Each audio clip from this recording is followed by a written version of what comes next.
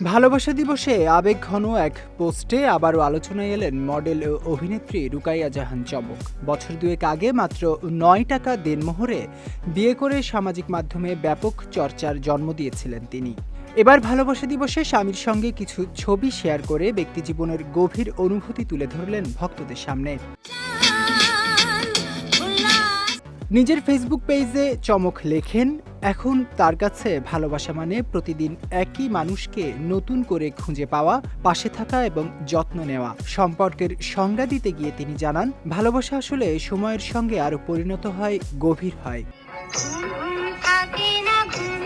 ভবিষ্যৎ জীবন নিয়েও এক কোমল স্বপ্নের কথা প্রকাশ করেন এই অভিনেত্রী। তার ভাষায়, আমার ৬০তম বসন্তে কুঁচকে যাওয়া হাত তোমার হাতে রেখে এক বসন্ত বিকেল উদযাপন করতে চাই। বয়স বাড়লেও ভালোবাসার অনুভূতিতে নিজেকে কিশোরী ভাবতে চান বলেও জানান তিনি।